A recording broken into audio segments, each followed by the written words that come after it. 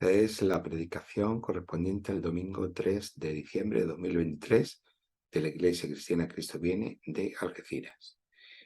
En el pasaje de esta mañana para la predicación es el libro del profeta Jeremías, capítulo 33, versículos 10 al 18. Comenzamos en esta mañana el tiempo de Adviento, un tiempo de preparación, de reflexión y de esperanza por la llegada del Rey que viene a nosotros. El Rey aún no está aquí, todavía no ha llegado. Ese es el periodo del ya, pero todavía no, de lo que ya ha empezado, pero todavía está por consumar. Se hace especialmente palpable y presente en este tiempo de Adviento. Lo que siempre me llama la atención de las promesas que encontramos en el Antiguo Testamento sobre el Mesías, es decir, el Rey ungido de Dios, es que no son expectativas abstractas, caídas del cielo, como si no tuvieran nada que ver con la tierra. La salvación en la Biblia nunca es así, no hablamos nunca de una salvación abstracta, ajena a nosotros, sino de una salvación siempre encarnada. Todo lo contrario. Todas las promesas sobre el Mesías tienen un contexto concreto y muy particular. En el texto de hoy, la palabra de Dios llega por medio del profeta Jeremías. Al comienzo del libro, que lleva su nombre, se nos dice: le llegó a Jeremías la palabra de Dios en tiempos de Josías, hijo de Amón, rey de Judá, el año 13º de su reinado. También le llegó en tiempos de Joaquín, hijo de Josías, rey de Judá, hasta el final del año undécimo de Sedequías, o Sedecías, depende de las traducciones, hijo de Josías, rey de Judá, hasta la deportación de Jerusalén en el mes quinto. Son los versículos 2 al 3 del capítulo 1 de este libro. Por tanto, Jeremías tuvo su ministerio profético durante el gobierno de 3 reyes: Josías y sus 2 hijos, Joaquín y Sedecías, hasta llegar a la deportación de Babilonia en el 587 a.C., cuando termina el libro. El libro termina precisamente en ese momento. Así que Jeremías fue contemporáneo de Josías, que estuvimos viendo la semana pasada una parte de su historia. Concretamente, la palabra de Dios llegó a Jeremías en el 13º año, como hemos leído, del reinado de Josías, o lo que es lo mismo, en el año 627 antes de Cristo, 7 siglos antes de Jesús. Es decir, que hacía un año desde que Josías iniciara sus reformas en Jerusalén, cuando se encontró el libro de la ley, que esto fue lo que vimos la semana pasada. En Jeremías capítulo 33, versículo 1, leemos que Jeremías está en la cárcel del palacio del rey y que allí mismo le llegó la palabra de Dios. Jeremías había sido encarcelado por el rey Sedecías cuando el rey de Babilonia, Nabucodonosor, tenía sitiada, la ciudad de Jerusalén. Vemos en el capítulo 32, versículos 1 y 2 de este libro de Jeremías. La razón por la que el rey Sedecías había encarcelado a Jeremías era porque, según la palabra recibida de Dios, Jeremías había anunciado al rey Sedecías que Jerusalén iba a caer y que él sería llevado cautivo a Babilonia. Versículos 3 al 5 del capítulo 32. Así que en Jeremías 33 tenemos como contexto que Jeremías está en la cárcel, que el ejército de Babilonia está a las puertas de la ciudad y que la palabra de Dios anuncia la caída de Jerusalén. Así que, obviamente, la situación parece que no puede ser peor. Pero claro, en esta situación, lo que el texto siempre, la pregunta que subyace al texto siempre es: ¿qué va a pasar entonces con el pacto y con las promesas de Dios asociadas a dicho pacto? Si Jerusalén cae, si el templo se destruye, si el pueblo de Dios va al exilio, entonces, ¿cómo va Dios a cumplir sus promesas? ¿Va Dios a ser fiel al pacto? ¿Es que Dios se ha olvidado del pacto? ¿Qué va a pasar con las promesas? ¿Qué va a pasar con el pacto? Esta es una de las grandes preocupaciones que encontramos en el libro de Jeremías. Y una de las grandes esperanzas de este libro es que Dios no va a invalidar el pacto, a pesar de todo lo que está ocurriendo, sino que va a renovarlo. Y vamos a ver cómo.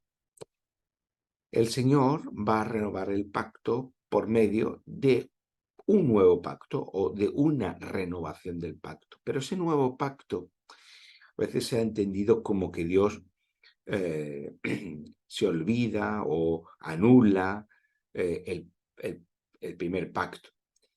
Y el nuevo pacto no es otro que el cumplimiento del pacto inicial, o la renovación, o la transformación, o el cumplimiento. Es decir, no hay una sustitución de un pacto por otro, sino que hay una continuidad o un cumplimiento. Es llevar el primer pacto a su cumplimiento. En medio de toda esta situación, Jeremías recibe nuevamente la palabra de Dios y trae un mensaje sobre la llegada de un futuro rey ungido por Dios, lo que se conoce como el Mesías, que, como ya sabemos, no significa otra cosa que el ungido de Dios. ¿No habéis tenido la sensación a veces, cuando estamos inmersos en problemas, que cuando la situación parece que no puede ir a peor, justo en ese momento las cosas todavía empeoran aún más? Pues eso es precisamente la situación por la que Jerusalén está pasando en este momento. En versículo 10 del capítulo 33. Así dice el Señor: en este lugar del que decís que está en ruinas, sin gente y sin animales, en las ciudades de Judá y en las calles de Jerusalén, desoladas, sin gente, sin habitantes y sin animales, en este contexto, está diciendo el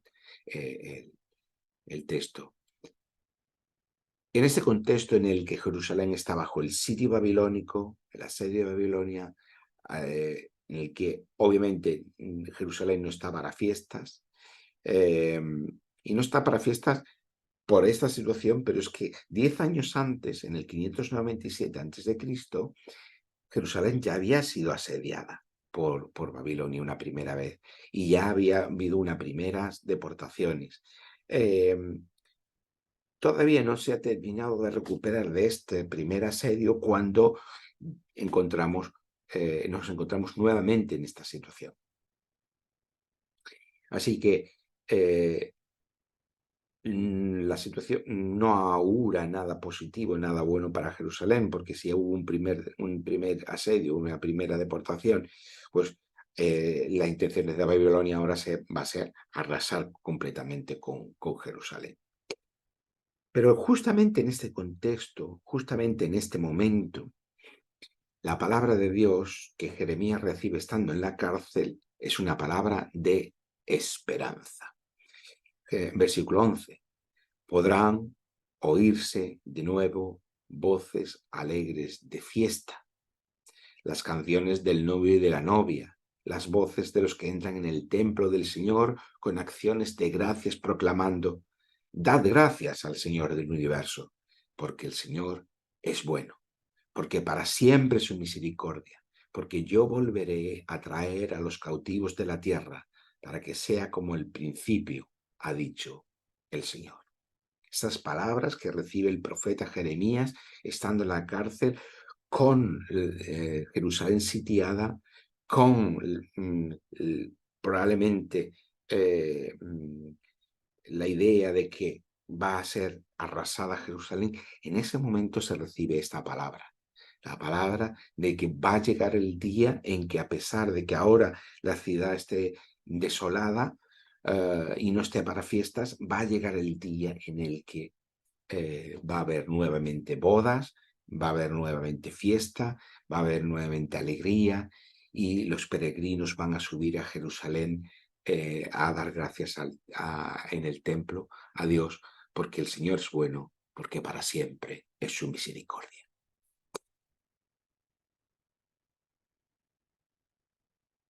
No obstante, todo esto no va a ocurrir a corto plazo. De hecho, a corto plazo, lo que va a ocurrir es todo lo contrario, la situación va a peor, como ya hemos dicho. El libro del profeta Jeremías termina precisamente con la caída definitiva de Jerusalén en el 587 a.C., tras un larguísimo periodo de asedio que va a durar 2 años, cuando el hambre ya se hizo insoportable y con una nueva deportación en la que el rey va a ser llevado preso y antes de ser llevado preso, degüellan a sus hijos delante de él y a él le sacan los ojos. Y entonces es llevado a Babilonia. Así es como termina el libro. Bueno, más concretamente, el gobierno de Babilonia rehabilita a Joaquín como rey y le hace sentar en la mesa, lo saca de la cárcel y lo hace sentar en la mesa de Babilonia, con lo cual termina con esta nota de esperanza, como terminan todos los libros de tanto los profetas anteriores como los profetas posteriores, en su mayoría termina siempre con esta nota de esperanza en medio de la desolación por el exilio, por la deportación, siempre hay esa nota de esperanza. Así que el cumplimiento de la palabra de Dios todavía faltará por llegar. Pero esta palabra, que es una palabra eficaz, porque hace lo que promete, la palabra de Dios siempre es la palabra eficaz, la palabra no solamente de la promesa, porque podemos prometer cosas y no cumplirlas nunca. Los seres humanos somos dados a decir cosas que nunca hacemos o prometer cosas que nunca llegamos a cumplir, pero la palabra de Dios es palabra con mayúscula, porque hace lo que promete, hace lo que promete. Por eso es una palabra eficaz. Y en el versículo 14 dice, llegará el día, dice el Señor, cuando haré por Israel y por Judá todas las cosas buenas que les he prometido. Lo que el Señor promete, lo cumple. Pero ¿cuándo y cómo hará el Señor esto? La respuesta la tenemos en los versículos 15 y 16. En aquellos días y en aquel tiempo levantaré un descendiente justo del linaje, de la descendencia del rey David, de la casa del rey David, que actuará conforme al derecho y la justicia en la tierra. En aquellos días Judá quedará salvo y Jerusalén podrá vivir confiada. Y la llamarán, el Señor es nuestra justicia. Así como en otros pasajes de la Escritura, aquí se promete la llegada de un rey, un descendiente de la casa de David, un rey justo que hará justicia sobre su pueblo y sobre toda la creación.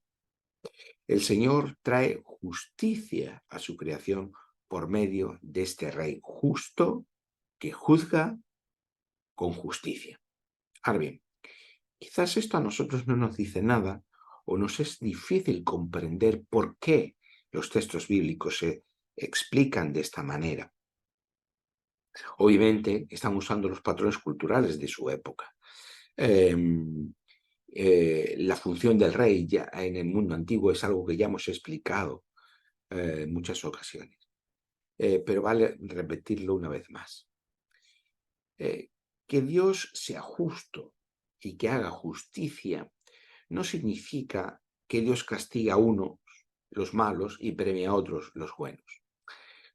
Nosotros tenemos esta noción de justicia porque nuestra cultura occidental pertenece históricamente a la cultura romana, que nosotros por circunstancias históricas hemos heredado o nos ha constituido como sociedad.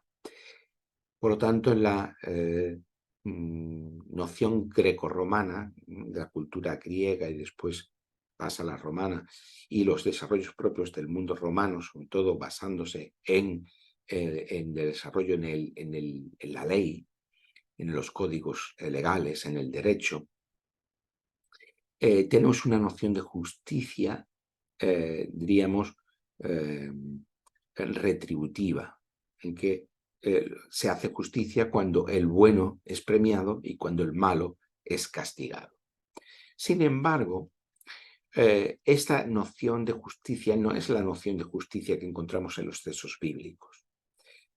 Primero porque castigar al malo y premiar al bueno supone que hay buenos y malos.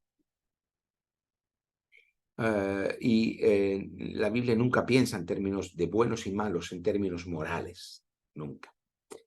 Pero además porque que Dios castiga a unos para premiar a otros, lo único que hace es dejar el mundo como está. No hay una verdadera transformación del mundo. Dejar las cosas como están nunca es una opción, porque como ya vemos, las cosas no están bien y solo hace falta echar un vistazo a cómo está el mundo. Cómo estaba en aquel momento, pero cómo sigue estando. Por eso, la justicia de Dios, tal como se nos transmite la Escritura, va mucho más que eso.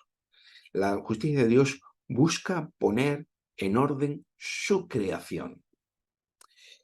Recordad lo que vimos en Génesis, cuando estuvimos predicando sobre el Génesis. Por un lado, el no orden ya está presente desde el comienzo de la creación. Allí las tinieblas están presentes. Pero además el desorden emerge cuando el ser humano busca su propia justicia y su propia sabiduría. Y ahí tenemos la escena del Edén, ¿no? Así que la justicia de Dios debe establecer un orden sabio y justo para su creación, que es lo que ya vimos que es el primer relato de la creación, en Génesis 1. Dios crea el mundo y hace de toda la creación su templo, o dicho de otra forma, toda la creación constituye un templo para la presencia de Dios, y todo el relato de la creación lo que hace es entender la creación como una ordenación de la creación para crear un orden sabio, justo, como buen rey que es Dios. Por lo tanto, una vez que emerge el desorden en la creación, lo que es necesario es restituir a la creación su orden. O dicho de otra forma, llevar a la creación a un estado, un estadio de planificación del orden y de la sabiduría, por medio del orden y la sabiduría de Dios. Y eso es lo que la Biblia conoce como justicia de Dios. Dios es justo porque crea justicia cuando se hace presente. Por tanto, la justicia de Dios tiene que ver con la planificación, la ordenación primero y la planificación de su creación buena. Pero claro, ¿cómo crear un orden sabio y justo en un mundo en el que hay desorden, como manifiesta la presencia del pecado, del mal y de la muerte? Pues bien, ese orden sabio y justo va a llegar por medio de un reinado sabio y justo, de alguien que gobierne sabia y justamente. Reinar supone una acción de gobierno que coloca cada cosa en su sitio, que le da su sentido pleno y su función justa. Es reinar sobre todo el universo, sobre toda la realidad, sobre toda la creación. Y desde ese reinar, todo acaba recuperando su lugar, su función, o planificando su lugar y su función en la creación buena de Dios. ¿Y cómo va a hacer Dios esto? Bueno, las buenas noticias, el mensaje del Evangelio, es que Dios lo va a hacer por sí mismo. ¿Por qué lo va a hacer Dios por sí mismo? ¿Por qué el reino de Dios es de Dios? Porque la narrativa de la Escritura nos muestra que los reyes humanos, incluso aquellos que pertenecen a su pueblo y están relacionados con Dios por medio del pacto, incluso ellos no son capaces de traer este reinado justo de Dios. Y esto es, por eso nos está contando la Biblia esta historia, para mostrarnos que ninguna de las instituciones políticas humanas son capaces, sea los reyes, sea las monarquías, sea la tiranía, sea los gobiernos participativos, como la democracia, fuera la democracia ateniense o sea la democracia occidental moderna, sea cualquier régimen político que haya habido y que pueda haber en el futuro, ninguna institución política humana es capaz de producir ese reinar de Dios, ese reinado de Dios. Ninguna. De transformar la realidad hasta tal punto que toda la realidad en su conjunto, el universo entero, pueda ser transformado a ese estado de plenificación. Eso solo es posible por medio de Dios mismo. Así que, ¿cómo Dios entonces lo va a hacer? Nos dice la Escritura, por medio de un rey verdaderamente justo, un rey que va a ser de la casa de David y que va a traer este reinar justo de Dios, o lo que es lo mismo. Dios mismo se va a convertir en rey por medio de este rey justo que traerá la justicia de Dios. Y de esta manera, como dice el texto, Dios es nuestra justicia. Podemos llamar a Dios nuestra justicia. Y de esta manera se manifiesta la justicia de Dios en términos de fidelidad al pacto. Dios es Dios justo porque crea un orden sabio justo en su creación, pero además porque es fiel al pacto. Si Dios fuera infiel al pacto, entonces Dios sería injusto. Injusto o justo en estos términos tienen que ver con el paradigma cultural que rige en estas sociedades del honor y de la vergüenza. Entonces, Dios es justo porque es fiel al pacto y por tanto recibe gloria por esto mismo, es decir, recibe honor. Lo contrario sería que Dios sería injusto porque fuera infiel al pacto y por lo tanto sería acreedor de vergüenza o de deshonor. Veis que todos estos términos están unidos, pero hay que entenderlos dentro de sus categorías culturales para poder comprender las cosas en su verdadera profundidad. Este es el Mesías. Es aquel por medio de quien Dios se convierte en rey para traer su reinado justo y sabio a toda la creación. Y en torno al Mesías, en torno a este rey, tenemos las promesas del reinado de Dios y con él de la renovación de toda la creación. La expectativa de este rey que viene es lo que celebramos en este tiempo de Adviento. Nos situamos en este momento del año cristiano en que estamos esperando a que venga el rey prometido. La Biblia es un compendio de textos que alguien que los lea por primera vez puede tener una sensación ambivalente. En medio de los mayores desastres y tragedias, siempre irrumpe una esperanza que se proyecta al futuro. En medio de los mayores desastres y tragedias, siempre irrumpe esta esperanza que se proyecta al futuro. El Dios de la Biblia es el Dios que siempre hace posible un futuro. ¿Podemos tener un futuro como sociedad? Eh, como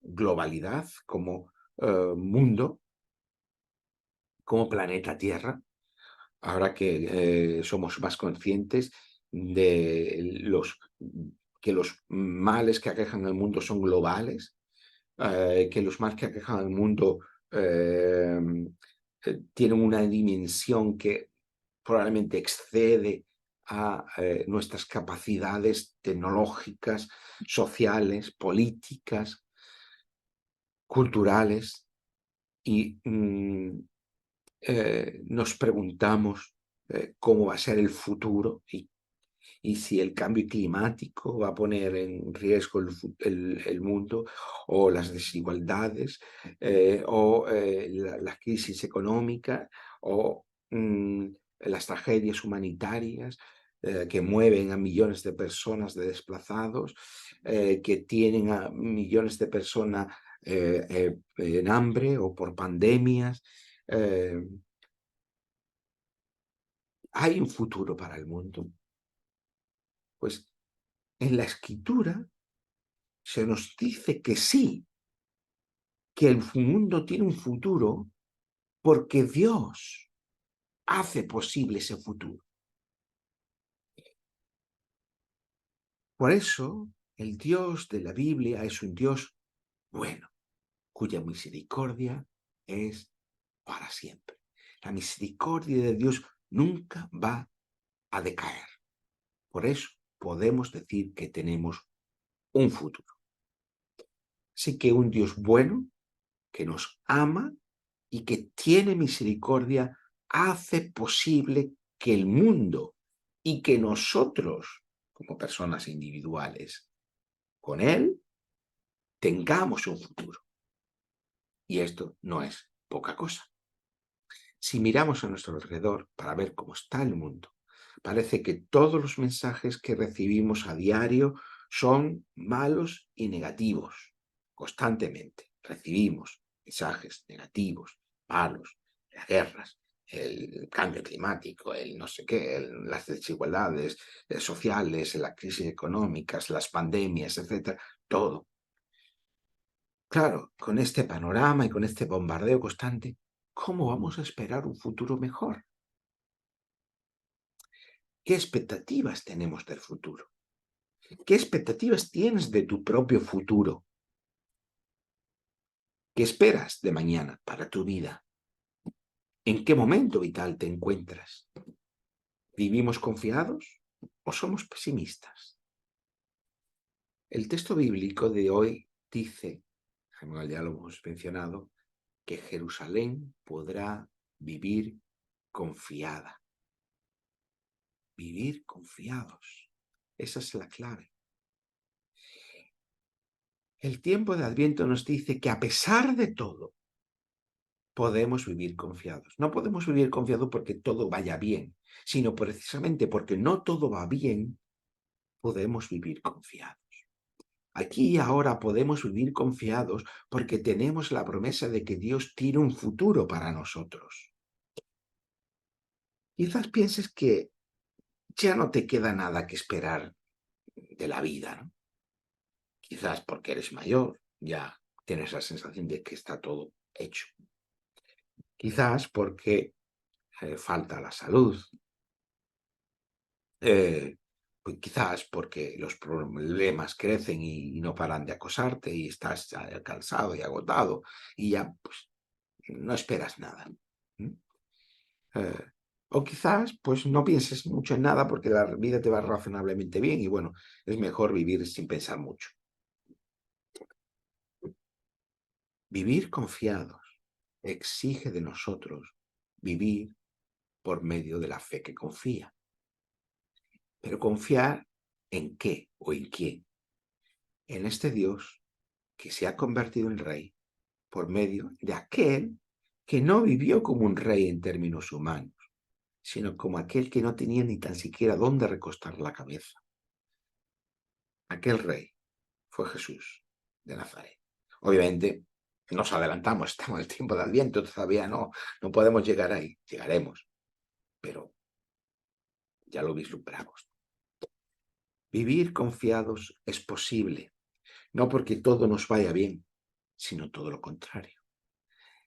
Y es que en nuestra vida aprendemos a huir o evitar los problemas, los conflictos y los cambios, ¿no? De forma natural aprendemos a evitar los problemas, a evitar los cambios, a buscar la seguridad, a esperar que la vida no va a cambiar.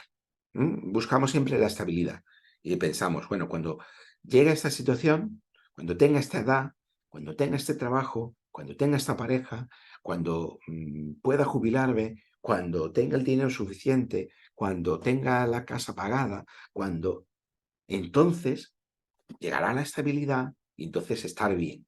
Entonces, tenga el dinero suficiente porque tenga un trabajo, cuando me toque la lotería, entonces estaré bien, porque llegará la estabilidad, porque tendré seguridad, porque tendré certidumbre. Pero eso no llega nunca, porque la vida son cambios constantes. Cuando pensamos que ya tenemos la vida más o menos montada, cuando ya está todo discurriendo por los cauces que debe, entonces ocurre algo que lo pone todo patas arriba. Entonces nos pasamos toda la vida temiendo el cambio, pero el cambio siempre acaba llegando. Nos pasamos toda la vida temiendo los problemas, pero los problemas siempre están ahí, ¿no? Como decía el título de aquella serie, cuando yo era pequeño, los problemas crecen, era la traducción en español del inglés. Eh, mm, eh, eh, Nos pasamos la vida temiendo el cambio, nos pasamos la vida temiendo los problemas, nos pasamos la vida temiendo los conflictos. ¿No? Eh, la relación, hemos dicho tantas veces, el ser humano es un ser social que vive ineludiblemente en relación con otros seres humanos. Pero es que la relación con otros seres humanos conlleva inevitablemente el conflicto, que igual que los problemas, igual que el cambio, acaban llegando. Sea la familia, sea la iglesia, sea en el ámbito de trabajo, sea con amigos, sea lo que sea, siempre el conflicto acaba llegando. Y nos pasamos la vida temiendo el cambio, temiendo los problemas y temiendo los conflictos y evitándolos. Ay, no voy a dar este paso porque tengo miedo a que las cosas cambien. O no voy a dar este paso por miedo al conflicto. O te ando en medio del conflicto, bueno, voy a alejarme, voy a retraerme porque no quiero enfrentarme a ello. Pero evitando el cambio, los problemas, el conflicto o los conflictos, no crecemos. Como mucho nos quedamos como estamos. Pero como somos un organismo vivo, no, quedarnos como estamos nunca es una opción. ¿Por qué? Porque cualquier organismo vivo o crece, se desarrolla, se fortalece o mengua, decrece y finalmente pues fallece. La vida cristiana es también así. La vida en general y la vida cristiana en particular siempre es así. O crecemos, desarrollamos y maduramos en la fe y en la vocación que hemos recibido del Señor, o primero nos estancamos, después nos marchitamos y por último podemos también eh, fallecer en el sentido de decrepitud espiritual, vamos a decirlo de esa forma, ¿no? Bueno, las metáforas llegan hasta donde llegan, no la quiero llevar demasiado lejos. Lo que quiero decir es que la vida cristiana necesita crecer y desarrollarse. La narrativa de la Escritura nos muestra precisamente cómo las promesas de Dios surgen y crecen en medio de cada situación de crisis, de cada conflicto, de cada cambio en la historia del pueblo de Israel. La misma Biblia nos muestra esto. El conflicto es inherente a las relaciones humanas. El cambio también lo es y los problemas también lo son. En la Biblia no paramos de tener todas estas cosas. Y en medio de todo eso, las promesas de Dios siguen desarrollándose y siguen creciendo. Pues nuestra vida tiene que ser igual, en medio de los problemas, de los conflictos y del cambio. Tenemos la oportunidad de crecer, tenemos la oportunidad de madurar en la fe, tenemos la oportunidad de convertirnos en aquella persona que quiere que nos convirtamos. Podemos aprender a vivir confiados, no porque evitemos el cambio, el conflicto y el problema, sino porque los afrontemos con la confianza de la fe que confía. Los afrontemos con esta confianza, con la fe que confía. ¿Pero por qué podemos confiar? Porque el Señor construye un futuro para nosotros. Vivir el Adviento es vivir en la confianza de esta esperanza.